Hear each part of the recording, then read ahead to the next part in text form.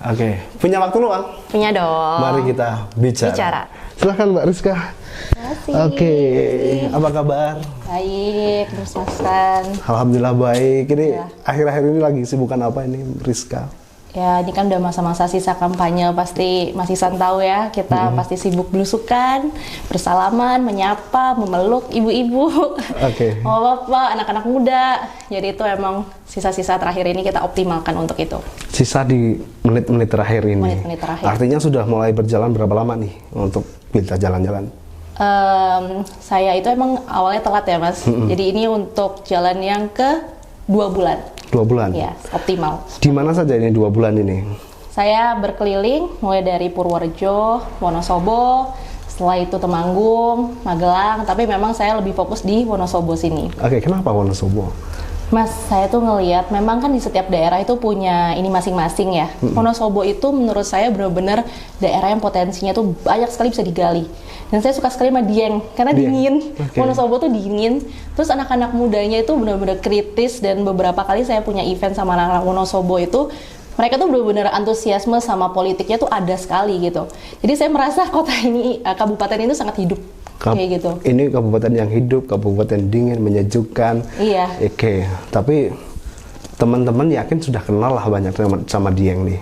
Nah, orang kenal nggak sama Rizka? Nah, itu dia. Ya. Oke, saya mau tanya nih ya, Rizka itu backgroundnya apa sih? Mungkin Oke. bisa diceritakan secara singkat saja. Backgroundnya Rizka itu siapa? Jadi orang Rizka kenal Putri, siapa gitu? Oke. Sekarang ini Mas, Rizka Putri Abner itu adalah Wasekjen di DPP PSI. Oke. Jadi saya tuh dari Partai Solidaritas Indonesia dengan nomor urut 15. Oke. Kebetulan Rizka ini menyalek di Jateng 6 di daerah Purworejo, Wonosobo, Temanggung, Kabupaten Magelang sama Magelang dengan nomor urut 2. 2. Oke, ini colongan ya. Iya, nggak masalah. Nah, gitu. Oke, jadi sebelum Rizka ini fokus di dalam pencalekan ini, saya itu adalah sebagai host di Gerakan Peace dan Civil Society Watch. Jadi saya punya kanal YouTube sendiri, memang di bawah Under Cokro TV. Jadi kalau yang Civil Society Watch itu saya mengamati civil society lah, kelakuan-kelakuan mereka, dan itu saya mengomentari. Oke. Nah, kalau di Gerakan Peace itu saya itu sebuah LSM yang memang kita juga non-profit, kita berjuang terus mengenai tentang keberagaman, pencerahan, perempuan, disabilitas, kita berisik terus di sosial media. Jadi kali ini izinkan saya nih, yang dulu berisik di sosial media, sekarang mau berisik di parlemen. Oke, mau berisik di parlemen. Sebenarnya kenapa sih sampai mau-maunya berisik ke parlemen? Karena gini Emang Mas. parlemen kurang ramai. Mas, beberapa kali ngeliat nggak? Di parlemen itu, kalau rapat isinya berapa orang sih? Iya sih, cuma jari aja masih kurang. Itu dia, saya tuh bener-bener kepingin PSI itu ada di parlemen nanti. Oke. Karena kita berisik, tapi kita berisi. Berisik. Jadi bukan berarti kita hanya berisik, tapi kita cuma porak-porandain orang-orang itu. Aku benar-benar kepingin teman-teman nih yang dari PSI semua duduk di Senayan nanti, kita benar-benar bekerja, kita tunjukin aksi nyata bahwa anak muda bisa bekerja.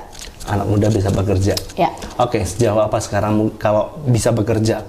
Bukti konkretnya, Rizka itu udah pernah kerja apa aja nih? Oke. Dan yang berkaitan dengan masyarakat tentunya. Oke, gini ya Mas ya. Kita kan kalau mau ngomongin kita udah pernah kerja konkret apa gitu ya. Emang PSI ini kan belum terlihat di parlemen untuk PSI pusatnya karena Ya. kita belum tembus 4%. Oke. Tapi setidaknya kita sudah punya satu goal yang emang kita harus sahkan, yaitu RUU perampasan aset pada saat kita duduk di Senayan nanti. Dan itu sudah disupport penuh ya oleh Mas Kaisang dan Oke. Pak Jokowi pada saat ini. Mas tahu, RUU perampasan aset itu sangat penting harus disahkan karena koruptor itu tidak takut sama yang namanya penjara. Oke. Koruptor itu takut kalau dimiskinkan. Mereka pada saat ketahuan mereka tuh korupsi, harta mereka akan kita rampas. Dan mereka udah nggak punya celah lagi. Nah, sekarang kan rata-rata orang-orang yang korupsi itu Mas, menyimpan hartanya di mana-mana. Ya kan? Mereka nggak takut tuh.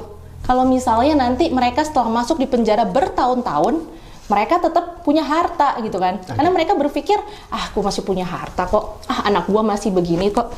Itu tidak akan pernah terjadi lagi Mas. Pada saat PSI masuk ke Senayan, RUU perampasan aset akan segera kami sahkan. Oke. Kalau kita bicara udah pernah kerja apa sih? PSI udah bekerja banyak seperti apa di Rizka ini? Di Rizka. Oke, kalau saya kan kebetulan sebagai Wasekjen bidang digital dan media sosial, Mas. Jadi memang expertise saya itu memang di sosial media.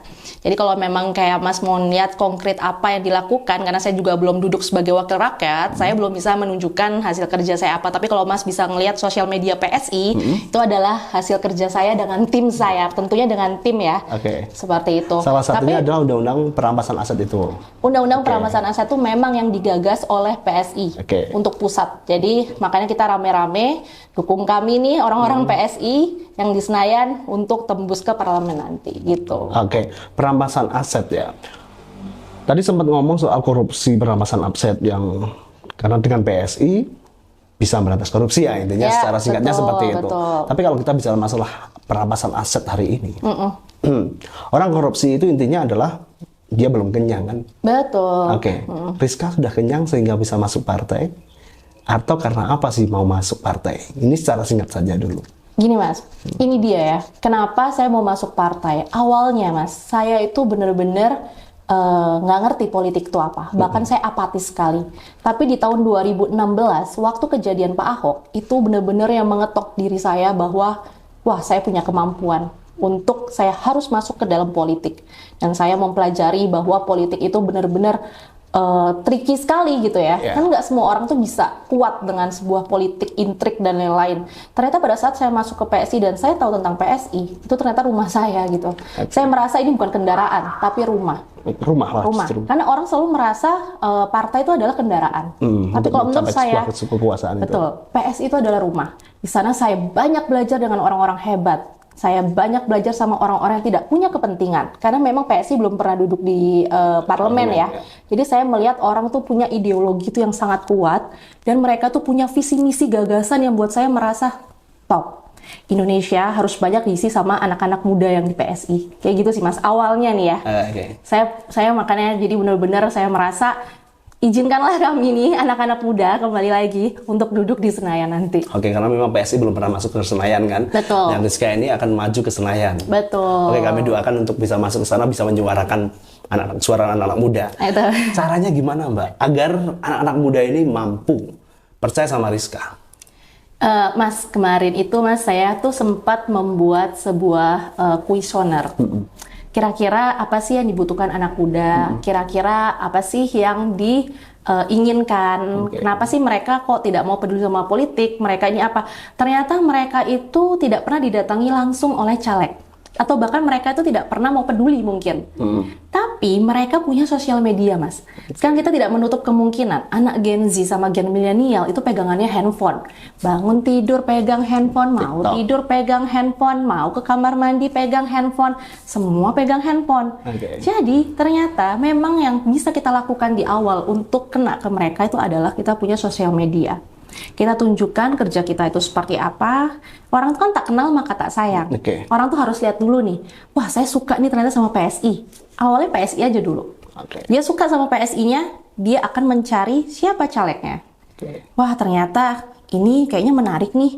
Oh ini ternyata punya ini. Pasti dia akan mencari yang pas lah buat mereka. Siapa wakil rakyat yang akan dipilih oleh si anak muda-muda ini. Jadi itulah pentingnya, tak kenal maka tak sayang. Dia melihat dari sosoknya, pasti kan saling DM-DM-an tuh Mas. Mbak Rizka tolong dong datang ke tempat saya, Mbak Rizka tolong ini.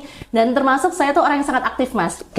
Artinya bukan tim yang balas? Oh tidak. Langsung kalau untuk DM, itu semuanya saya. Kecuali kalau misalnya kayak TikTok, upload, atau apa itu mungkin ada tim saya. Seberapa jauh ini antusias sampai saat ini? Masyarakat, khususnya anak muda yang DM, banyak minta apa sih? Mereka malah nggak minta apa-apa Mas. Mereka cuma minta kehadiran saya ke daerah mereka.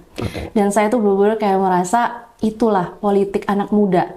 Mereka sudah terbuka matanya bahwa mereka nggak bisa dibayar sama uang.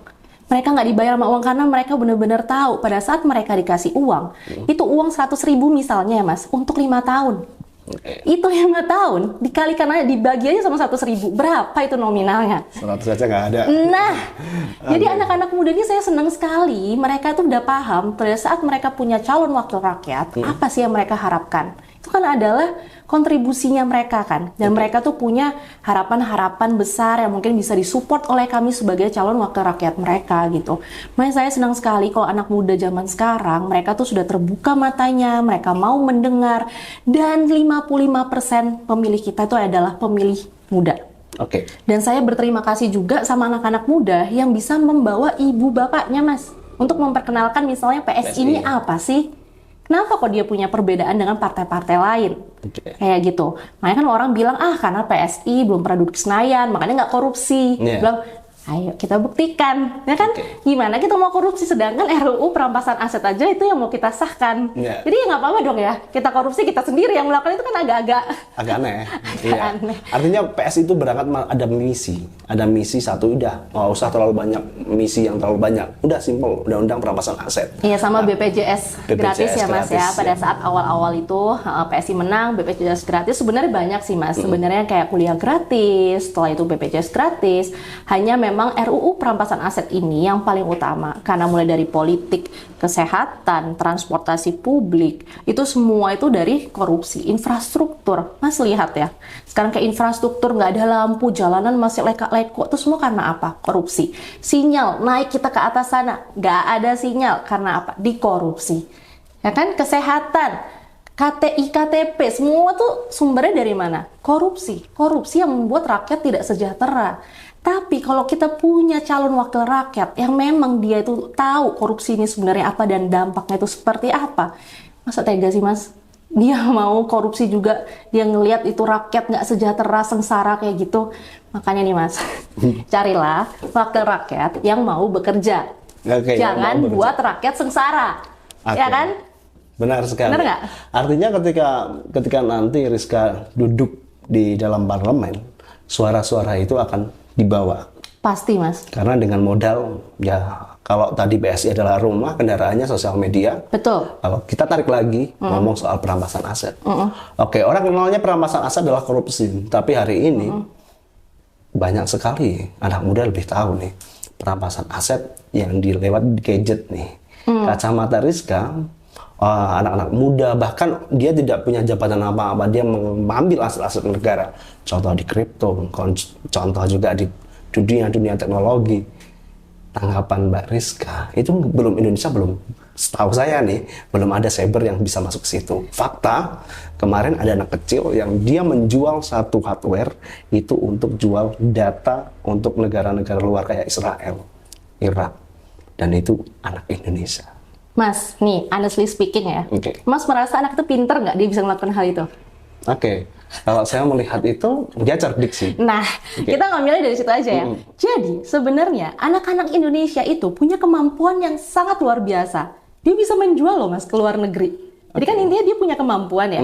Tinggal gimana caranya kita sebagai pemerintahan, kita punya peraturan yang memang itu akan dilegislasi gitu, dilegislasi. Jadi sama kita punya pengawasan buat mereka semua gitu. Itu kan kayak kecolongan aja ya Mas ya. Kita kan nggak bisa ngomongin semua itu akan berjalan dengan baik. Makanya kayak Menkominfo kemarin si Pak Budi Ari itu kan juga dia bilang terkait kripto, apa semua judi online, dia mulai bener-bener satu hari dia bisa membabat berapa itu akun dan lain-lain. Kita kembalikanlah ke pejabat publik yang punya ini masing-masing ya. Tapi kita hargain dan itu sudah dilakukan gitu. Cuman ya tadi Mas kembali, anak Indonesia tuh pintar-pintar. Ya, saya berharap juga PSI nanti bisa memulangkan teman saya yang ada di NASA. Wah. Dia sudah berkali-kali bisa menghack banyak situs, bahkan situsnya BBB. Pas waktu kuliah sama saya, dia juga hilang sampai sekarang ya, nggak hilang sih. Orang tua nggak bisa ketemu, cuma dapat uangnya aja. Dia nggak bisa video call, nggak bisa apa-apain. Dan itu adalah anak Indonesia. Wah, menarik Berawal sekali, dia menghack satu bank, BNI, terus kemudian sistem akademik kampus saya, alma mater saya, terus beberapa bank-bank besar, bank-bank dunia diambil nama dia. Dia ketahuan sama NASA, dia diambil di NASA. Wow. Dan itu baru satu anak. Wow. Dan di Wonosobo, banyak sekali orang-orang hebat di dunia IT. Dan itu dibiarkan sama negara. Ya. Tanggapan Mbak Rizka untuk mencari orang-orang kayak gitu kan sulit. Sulit sekali Mas. Makanya kemarin pada saat saya duduk gitu ya Mas ya, saya itu berjanji sekali sama diri saya sendiri, terpilih apapun tidak gitu ya, saya itu benar-benar ingin merawat mereka sih. Karena saya melihat potensi-potensi emang anak-anak di Wonosobo ini terkait digital, terkait olahraga, itu mereka tuh punya ketertarikan yang sangat tinggi lah gitu ya, dan sungguh orang hebat-hebat itu. Dan aku akan memberikan mereka kesempatan dan ruang sih. Ya itu aku bilang mungkin bisa kita bikin suatu komunitas-komunitas yang pada akhirnya kita ngelihat kan mereka ini punya potensi apa yang bisa kita gali, kita kirim misalnya kemana, kita bikin dia sekolah yang pinter, kita inilah, jadi pokoknya intinya kita rawat lah Mas. Untuk Aku akan buka dapil 6, chapter 6 ya. Nah, aku tidak akan bekerja sendirian. Keberuntungannya nih ya Mas Iksan, saya itu punya tim ses dan juga grup di teman saya ini adalah anak-anak muda semua. Kebetulan tuh hampir 70% tim saya itu anak-anak muda. Jadi saya nggak pernah khawatir saya akan kehilangan tren ataupun saya akan ketinggalan berita apa di daerah ini, seperti itu. Jadi saya terus dikasih update, misalnya, oh ini ada turnamen biliar nih, mau join nggak gitu. Saya akan lihat, oh turnamen biliar ya, kira-kira dampaknya apa ya untuk saya. Oh ternyata seperti ini.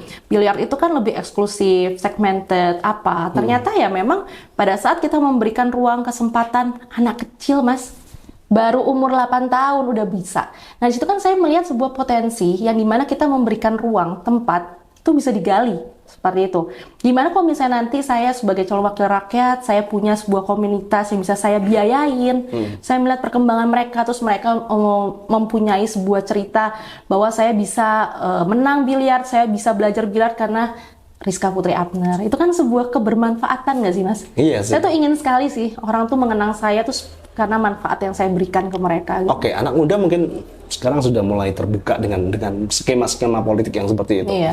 Skema politik itu kan kalau bahasa saya yang seperti kayak marketing ya. Iya, Ya, betul. tetapi praktis lah. oke, politik praktisnya seperti itu. Tapi Mbak Rizka ini kalau tadi saya udah bicara banyak, ada beberapa bukti-bukti yang sudah kelihatan kayak tadi ada misi untuk soal undang-undang pemberantasan upset. Udah turun ke Dieng, melihat memang Dieng fasilitas wisata udah dari dulu. Betul. Belum ada kita dia udah wisata deh. Betul. Ya, tapi kalau masyarakatnya nih anak muda udah melihat orang tua ini untuk menyadarkan sekarang, apalagi sudah orang tua pun sudah mainkan gadget, suara-suara, statement-statement PSI ini partainya Pak Jokowi, iya, Jokowisme betul. gitu. Iya, betul. Oke, bahkan ada yang pahitnya adalah Kaisang putra Jokowi itu sampai dicarikan kerja sama Pak Jokowi nih, gitu kan? Pahit-pahitnya itu. Iya, oke. Nah, PSI menanggapi hal itu, bagaimana soal lapangan kerja itu?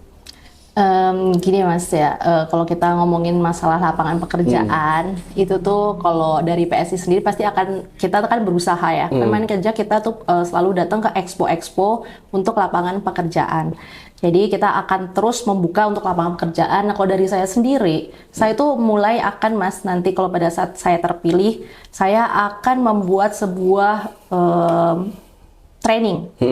Orang yang mau bekerja misalnya dari SMK, misalnya dia lulus, kita akan boleh tuh masuk ke center saya, misalnya Rizka Putri Abner Center, pada akhirnya apa itu namanya nanti ya, yang saya akan pikirkan. Dan di situ saya akan memberikan sebuah pelatihan, kemana minat bakat mereka, itu yang mungkin tidak diurus sama ibu mereka, karena kan orang tua tuh terkadang cuek ya Mas ya, terserahlah anak tuh mau kemana.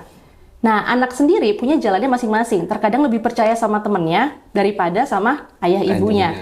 Nah, inilah Mas tugas saya di sini. Saya akan memberikan itu tempat. Ruang ekspresi mereka, kira-kira kemana mereka. Dan saya tidak akan membatasi ya. Misalnya mereka mau jadi gamers, mereka mau jadi YouTubers, mereka mau jadi pengusaha entrepreneur misalnya. Itu saya akan memberikan ruang Mas. Kayak misalnya nih ya Mas ya, dia mau jadi kreatif ya. Misalnya dia mau menjadi seorang videographer kah, itu content creator, itu sekarang tuh lagi hype banget. Dan orang tuh mencari uang tuh dengan cara itu di YouTube, itu besar sekali.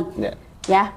Nah itu tuh sebenarnya tuh cara yang sangat mudah. Kita tinggal siapkan tempatnya, kita siapkan alat-alatnya, komunitasnya mereka akan belajar dan mereka akan menghasilkan sendiri. Kita tinggal memberikan modal. Jadi kalau tadi Mas bilang Pak Jokowi anaknya namanya itulah orang tua Mas. Saya nih termasuk salah satu yang setuju dengan orang tua harus membekali anak sebenarnya. Karena dengan kita membekali anak itu kita memutus yang namanya sandwich generation. Sandwich generation itu terjadi karena orang tua dia membiarkan anaknya menjadi tulang punggung ibu bapaknya dan keluarganya. Gimana kita akan mau berkembang, Mas? Kalau itu akan terus terjadi. Artinya Jokowi melakukan itu ke Kaisang pun itu ada sebuah contoh sebenarnya ya. Kalau dilihat dari sudut pandang yang lain. Itu sebenarnya tanggung jawab ayah saja terhadap anaknya. Tapi Mas Kaisang tuh pintar sekali, Mas, mencari uang. Ngapain dia jadi video konten creator kalau punya bapaknya presiden, sang pisang, jual pisang, ya kan? Ya kita kan tahu kan, Mas Kaisang tuh sama sekali nggak pernah ngambil proyek-proyek bapaknya lah, enggak sih, Mas. Saya sih tahu Mas Kaisang sekali ya, karena kan saya bekerja juga sama Mas Kaisang. Tapi ini menariknya PSI ini ya. Oke. Saya melibat dikit. PSI awalnya anak-anak entertain, giring. Ya kan? Terus Grace Natali. Tiba-tiba Kaisang muncul. Teman-teman PSI ini menganggap Kaisang muncul menjadi ketum PSI. Ini yang menarik, bukan orang entertain nih. Alasannya apa? Selain yang lain-lain ini. Jadi kalau Mas Iksan lihat dalam video Bro Giring Ganesha, pada saat dia melepaskan jabatannya, dia berkata, saya akan mengembalikan PS ini ke tangan anak muda. Nah, disitulah kita satu kalimat itu. Betul, kita butuh sosok pemimpin anak muda yang memang bisa bekerja, Mas. Makanya kita lihat elektabilitas PSI sekarang dengan dipegangnya oleh Mas Kaisang yang anak muda terus meningkat. Jadi apa? Bekerja dong anak mudanya. Mas tahu nggak, Mas Kaisang itu satu hari bisa ke 8 sampai 10 titik, Mas. Saya ini yang pernah ikut, Mas, sampai halnya sampai kayak gitu, Mas. Dia tuh nggak capek sama sekali kemana-mana. Jadi kayak misalnya nih dari Jakarta Barat, dia bisa ke ini titik sini, titik sini. Itu terus-terusan, Mas. Bahkan sampai sekarang, sampai detik hari ini. Beliau sekarang hari ini ada di Bali, tadi pagi dia habis dari Jaksel. Nanti setelah itu dia akan kemana-kemana, itu terus-menerus, Mas. Makanya di situ aku bilang, izinkanlah ini anak muda yang punya energi yang lebih dari kuda untuk bekerja untuk warganya. Orang tua, orang lansia, dan lain-lain, disabilitas, dan lain-lain. Mbak Rizka juga melakukan hal yang semacam itu. Setelah melihat tadi sudah 2 bulan melakukan itu. Wonosobo, Borjo, Temanggung, Magelang ini seperti kayak piramida kalau saya bilang ya. Tapi kita nggak melupakan orang tua ya, Mas. Orang tua itu tetap menjadi dewan penasehat kami lah. Kita selalu mendengarkan kok. Bahkan kalau saya ketemu sama ibu-ibu yang sudah tua, habis itu setelah itu dengan kakek-kakek, di situ tuh batin saya tuh terkadang suka menangis gitu ya, Mas. Maksudnya kayak saya sedih sekali gitu. Berapa kali mereka dibohongi oleh wakil rakyat yang mereka pilih. Kenapa mereka tidak punya tuh kayak anak muda sekarang gitu. Kalau anak muda sekarang nih, Mas, kalau aku saat duduk nih sama mereka, pasti aku tanya nih, kalian nyoblos yang keberapa kali? Oh, ini saya baru kedua kali, Kak. Misal, ya, dia bilangnya yang kedua kali. Pasti aku akan tanya, 5 tahun yang lalu kamu nyoblos siapa? Ini, Kak. Kamu kenapa nyoblos mereka? Jadi aku selalu nanya tuh, alasannya apa? Nah, misalnya nih bilang, karena saya pernah ketemu sama dia. Terus dia bilang ya, misalnya dia pernah ketemu, kamu dirawat nggak? Hilang ke orangnya? Nah, kita cari solusinya kan, supaya jangan pernah terjadi itu di saya. Misalnya dia bilang, saya nggak pernah, Kak. Kenapa kamu nyoblos orang yang nggak kamu tahu? Nah, kamu kenal. Kenapa kamu nggak profiling? Jadi yang salah siapa? Yang dicoblos atau yang mencoblos? Yang mencoblos, Pak. Nah, jadi kan intinya sebagai pemilih, kita juga harus pinter. Saya tidak menyalahkan, Mas. Kayak bapak-bapak, ibu-ibu, yang mereka itu pada akhirnya politik uang itu bergerilya di mereka. Saya nggak nyalahin, karena mereka pun yang di pikiran mereka saya kenyang hari ini. Mereka nggak berpikir untuk 5 tahun ke depan. Makanya saya titip sekali sama generasi muda, pemilih muda, 5 menit kalian ini menentukan 5 tahun kalian ke depan. Jangan kalian menyanyiakan itu. Itu suara kalian, suara muda, menentukan pilihan kalian ke depan, masa depan kalian. Yang sudah berlalu, Mbak Rizka, saya tarik nih. Orang yang udah duduk di parlemen ketika sudah duduk nih, biasanya akan dengan berbagai partai dan berbagai latar belakang orang-orang yang berbeda. Ada namanya aspirasi. Terkadang janji politik atau suara politik, marketing politik ketika masih masa-masa kampanye, ketika sudah masuk dalam ruang gedung DPR untuk memperjuangkan aspirasinya, itu kadang lupa udahan ya. Lupa enggak? Kadang lupa enggak sih? Karena mungkin ada tim yang mencatatnya. Ada tim sukses yang sebelum mengingatkannya. Tapi ketika masuk, nggak bisa tuh. Dana sudah diatur. APBN sudah diatur, APBD-nya sudah diatur. Itu mau masuk seperti apa? Cara Mbak Rizka untuk memperjuangkan dana aspirasi itu bagaimana? Gini, Mas, APBN, APBD, semua itu memang sudah diatur. Tapi itu semua itu dipegang oleh calon si wakil rakyatnya ini sendiri sebenarnya Mas. Kalau saya dengan tim saya, kita sudah punya perjanjian kontrak politik. Uang saya pada saat untuk aspirasi bukan buat saya, buat dia. Jadi saya akan membuka rekening bersama tim ses saya dan daerah orang itu tersebut. Jadi uang itu akan tahu kemana larinya. Saya bekerja sekarang Mas, saya pengen nunjukin saja kepada dunia nih, kepada Indonesia bahwa PSI ini punya wakil rakyat yang memang bekerja dan uangnya turun ke warga. Dan kita lihat apa jadinya nanti. Saya pengen memecahkan itu aja sih Mas, karena kita selalu PS itu dihina-hina Mas. PSI selalu dihina, dicaci, dibilang anak muda nggak bisa kerja, sombong, inilah itulah. Itu pingin banget saya bantah bahwa saya ingin menunjukkan sama orang-orang tua di sana, keinginan kami ini untuk Indonesia yang berubah itu bisa kami tunjukkan. Kayak gitu sih Mas. Saya tuh benar-benar kayak merasa gemes sebenarnya. Saya bersyukur kalau banyak orang dari partai lain yang punya resah dan gelisah kayak saya ya. Tapi kalau saya dengan teman-teman PSI itu sama sih Mas. Kita sama-sama punya kegemesan sama orang-orang yang cuma duduk di sana. Mereka dengan nyuruh tim sesnya, mereka nggak bisa ngapa-ngapain. Bahkan mereka lupa sama orang yang dulu pernah nyoblos mereka. Ya tadi Mas bilang nggak lupa lah ya, tapi ada tim sesnya yang ke sana atau yang mengingatkan. Tapi kan itu beda ya Mas, dengan tim ses yang turun sama kita yang turun. Kita tahu kok kita pasti sibuk sekali.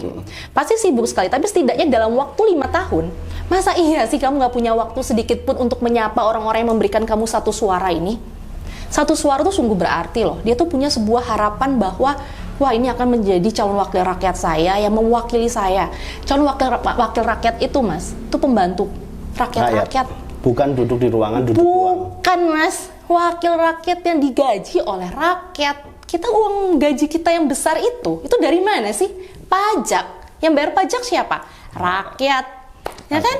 Artinya kalau saya tadi melihat Mbak Rizka ada sisi certiknya nih. Ya, Mbak Rizka masuk dalam dunia politik, masuk ke parlemen, sudah mempersiapkan nih anggaran. Ketika nanti Banggar nggak bisa mengeluarkan, sudah ada tabungan untuk rakyatnya itu. PSI sudah ada itu. Bukan PSI, tapi dari diri saya sendiri. Saya punya gaji Mas. Gaji saya 60 juta per bulan. Masa saya kurang sih dalam satu komunitas saya kasih misalnya 2 juta? Ayo. Enggak ya Mas? Saya pokoknya kalau masalah uang untuk keberlanjutan apa yang mereka mau perbuat, kalau memang itu bisa menghasilkan, saya nggak butuh Mas. Bahkan kalau Mas tanya aja kayak sekarang saya bisa bergerak seperti ini aja, saya masih muda gitu ya. Saya tuh benar-benar kayak mensupport mereka tuh dari hati saya sih. Kira-kira apa yang benar-benar bisa saya lihat mereka tuh benar-benar serius apa nggak menghasilkan apa tidak. Apalagi kalau saya sudah duduk. Nggak akan menjadi masalah sama sekali buat saya. Banyak sekarang para politikus yang masuk ya. Dia masuk karena mau ada sisi keinginan saya masuk agar bisnis saya berkembang. Banyak nih, ya kan di daerah. Kalau di pusat mungkin lebih banyak atau nggak tahu lah ya. Kalau di daerah banyak. Artinya ada namanya calo proyek, calo dengan CV dan lain-lain. Mbak Rizka melihat bahwa apakah benar partai atau politik itu juga ladang bisnis atau alat bisnis? Ini menarik banget Mas. Kebetulan bersyukurnya PS itu sama sekali tidak punya kepentingan apapun, bahkan proyek-proyek apapun, kita tidak punya kepentingan apapun di sana Mas. Jadi sebisa mungkin pada saat saya duduk pun nanti kayak proyek-proyek apapun itu nggak akan saya dahulukan sebelum saya menyelesaikan apa yang harus saya selesaikan di dapil saya. Kayak gitu. Jadi kalau misalnya kita nggak bisa menghindari memang yang namanya proyek-proyek itu, ya kita akan lihat aja nih Mas. Kan kita nggak mungkin langsung menolak atau apapun. Ya kita lihat saja sejauh mana kita bisa memandang dan menentang pada akhirnya gitu kan. Karena kan sebuah proyek ini nggak mungkin tanda tangan saya sendiri. Pasti rame-rame kan. Nah, berikan kesempatan dulu nih untuk anak-anak PSI yang kritis, yang punya ideologi, yang nggak bisa disuap, yang nggak bisa orang tuh kayak ayo bantu gue cepetan, lu kan dapat 1 miliar nih dari sini misalnya ya. Ya kayak gitu. Biarkan kami menunjukkan lah. Biasanya kalau batu kena pasir dia akan menjadi kerikil dan menjadi batu kena air akan menjadi kerikilan gitu. Sekeras apa, sekuat apa batu PSI nanti ketika sudah masuk ke parlemen? Ketika kita punya yang namanya sebuah hati nurani, ketika kita tahu bahwa politik itu sebenarnya sangat berpengaruh di masyarakat ya Mas ya. Saya yakin sih kekuatan itu selalu ada pada saat kita turun ke rakyat. Makanya saya juga berpikir sosial media itu sangat penting untuk menunjukkan ke orang bahwa ini loh banyak sekali orang yang masih susah. Jadi kalian tuh jangan mau kenyang di DPR sana. kalian berfoya-foya main Candy Crush, ya kan, main handphone Candy Crush, terus kalian ya kan Mas, buang-buang uang dengan clubbing, terus mereka buang-buang dengan minuman keras, mereka belanja-belanja korden semuanya yang nggak seberapa itu. Dia harus ingat gitu, masih banyak sekali dana-dana yang bisa kita keluarkan untuk mensejahterakan rakyat-rakyat Indonesia. Oke, sekarang banyak sekali ya, khusus Wonosobo, kita langsung ke daerah nih. Wonosobo, Magelang, Purworejo. Kalau anak muda biasanya memikirkan lebih jangka panjang hari ini ya sekarang. Betul, iya. Oke, saya mencoba untuk berpikir 10 tahun ke depan. 5 sampai 10 tahun ke depan. Wonosobo adalah daerah kawasan tertinggi di Jawa Tengah dibanding dengan daerah Magelang, Purworejo, Banjarnegara dan sisanya. Di belakang Mbak Rizka ada satu poster film saya yang berjudul Suryaman yang mengisahkan perjalanan saya ke keliling Jawa Tengah.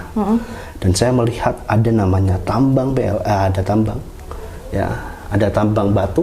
Mbak Rizka masuk Wonosobo pasti lihat itu.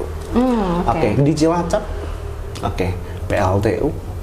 Dampaknya bagus untuk negara, tapi masyarakat di sekitar, asapnya dan lain-lain. Di Magelang, lahan Merapi, anak-anak yang bisa bersekolah tidak bisa bersekolah, dia bekerja menjadi kuli angkut pasir. Di Purworejo pun sama, pesisir pantai Purworejo. Itu film saya, Suryaman. Saya akan nonton tuh Mas. Itu 5 tahun ke depan diperkirakan air akan habis. Oke. Mbak Rizka melihat situasi lingkungan yang seperti itu. Ketika nanti duduk di parlemen, izin-izin pembukaan tambang yang kaitannya ini sebenarnya ini menjadi dilematis. Saya mau bikin rumah butuh pasir, butuh batu. Tetapi ketika saya terlalu mengambil banyak, cucu kita, anak kita 5 tahun ke depan bagaimana? Padahal ada skema-skema yang lain. Tetapi faktanya titip dong, izinnya diperpanjang. Gimana Mbak menanggapi hal semacam itu?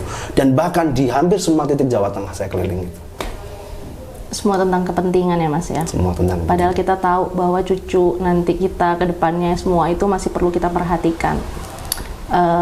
Itu tuh kan kita punya komisi masing-masing ya Mas.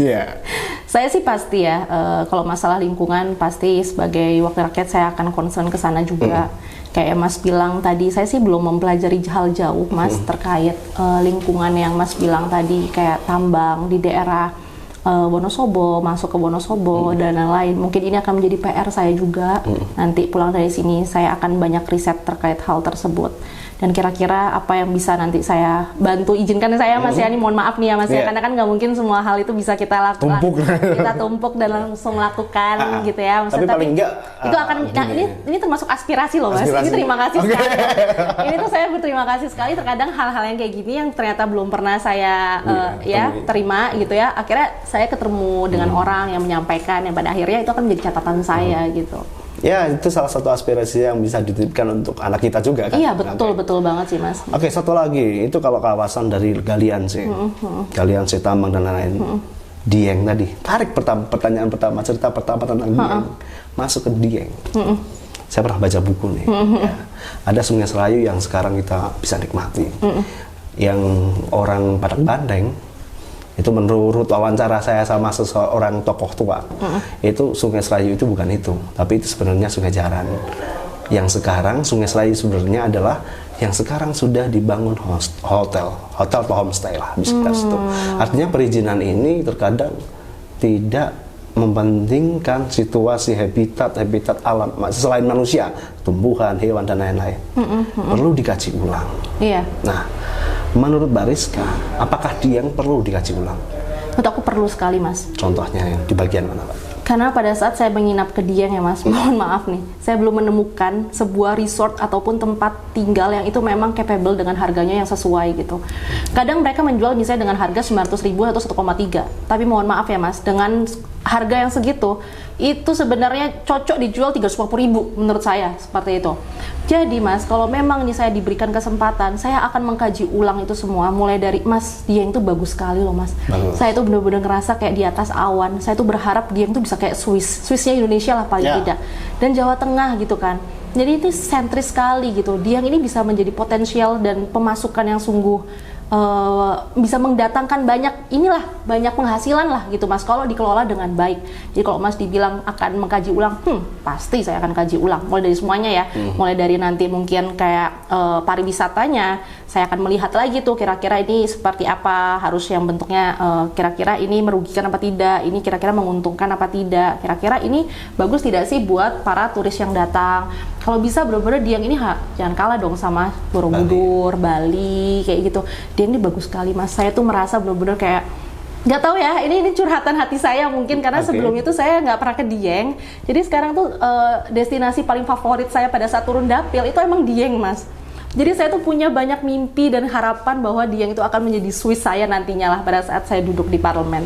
Tapi di balik Dieng, di film saya yang kedua judulnya Pulau Sari di Kecamatan Gejajar, di balik Dieng ada kisah yang cukup tragis anak muda.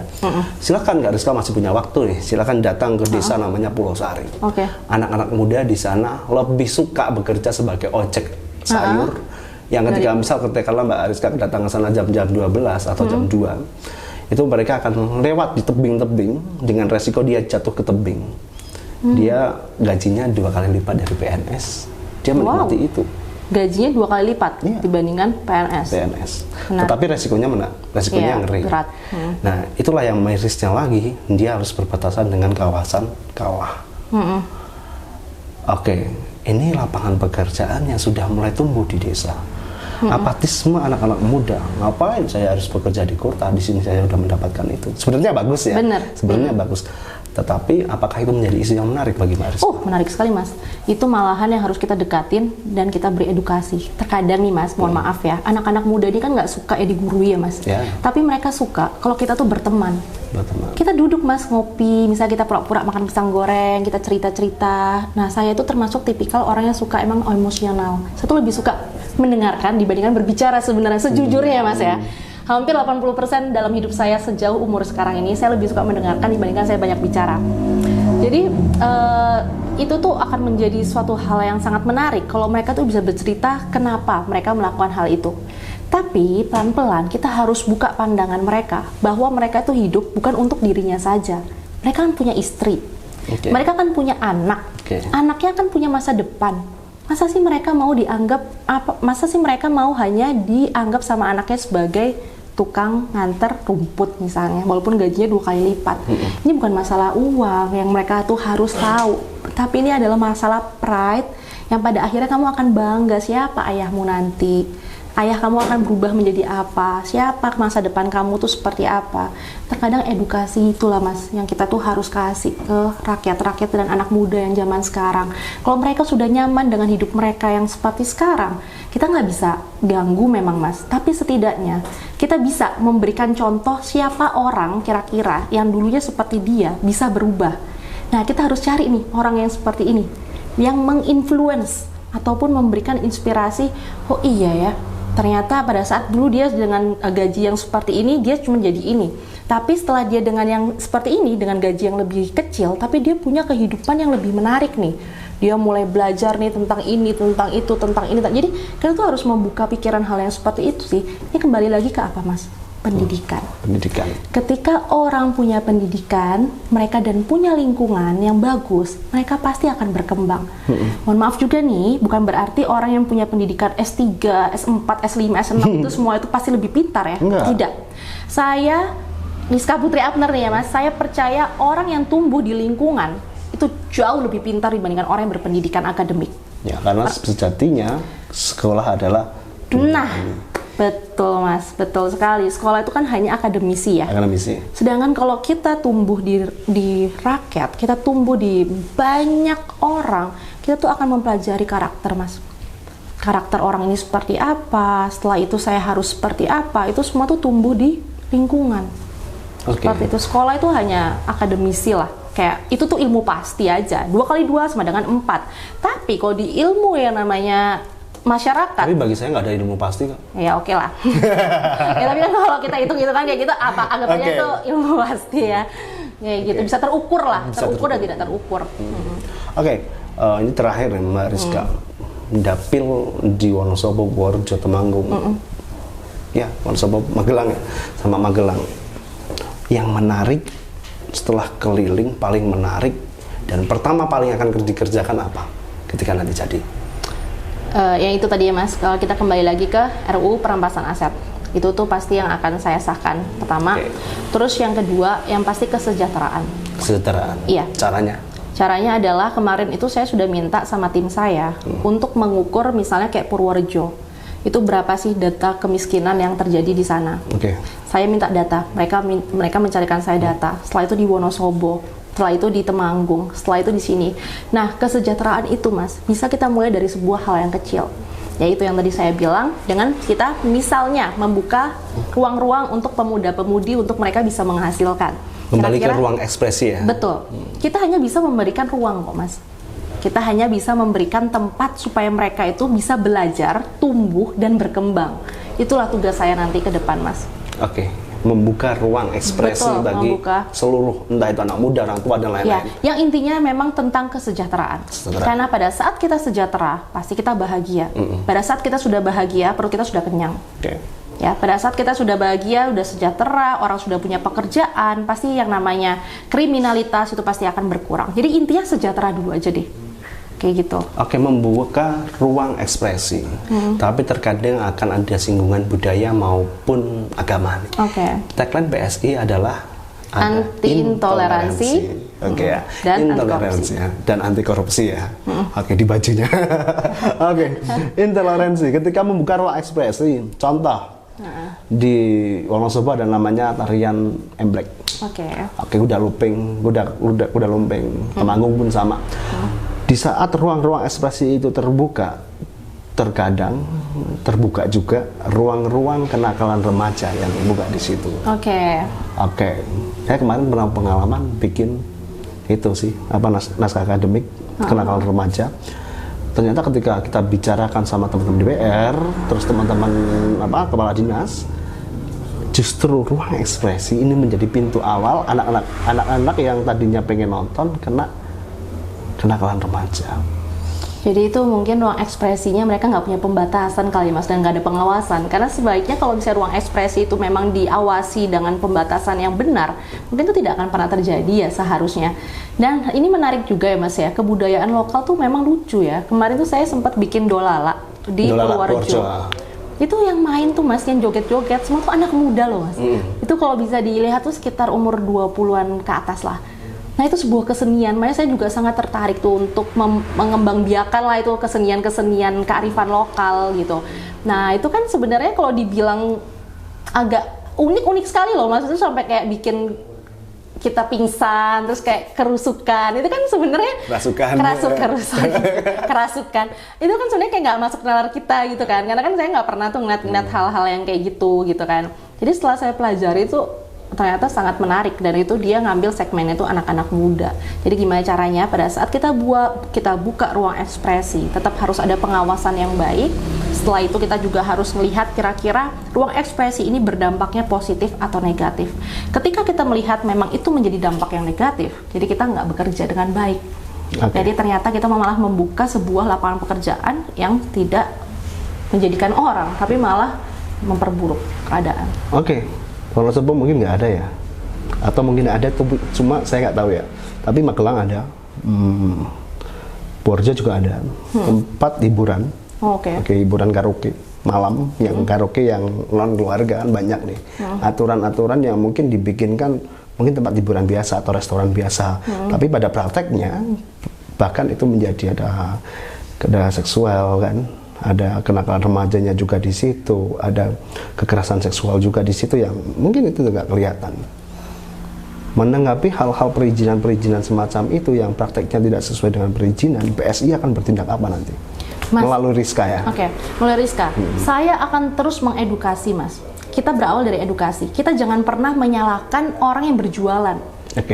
Karena yang kita harus salahkan tuh adalah orang yang minum dan dia melakukan sebuah kesalahan. Sama halnya nih, kayak perempuan pakai rok mini. Tolonglah, jangan disalahkan perempuannya pakai rok mini. Kalau diganggu sama orang, nah salahkan orangnya yang ganggu. Ini sama halnya kayak perizinan ini loh Mas.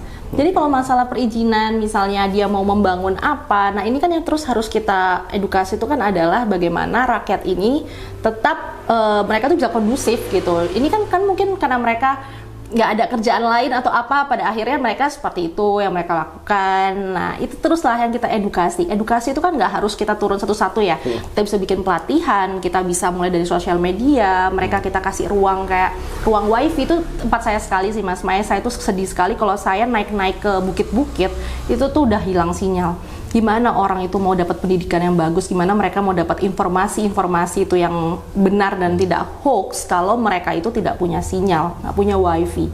Seperti itu. Jadi jangan kita khawatirin hal-hal yang berdampak buruk karena perizinan-perizinan ini, tapi kita bisa mengedukasi mulai dari rakyatnya itu sendiri. Artinya, dan anak muda itu sendiri. Artinya Rizka nggak bisa sendirian untuk ngomong itu? Tidak akan pernah bisa Mas, pasti itu kan kita harus kolektif bekerja bersama. Dan saya minta nih sama anak-anak muda zaman sekarang, tolonglah hal-hal yang kayak gitu kita kurang-kurangin. Jadi kita lebih banyak kita edukasi lah ya Mas ya. Artinya sudut pandang harus lebih diperluas. Diperluas. Bukan harus. Karena sebabnya, tapi akibatnya juga. Ataupun sebaliknya. Betul. Jadi jangan menyalahkan satu sudut pandang saja. Nah ini yang menarik sekali.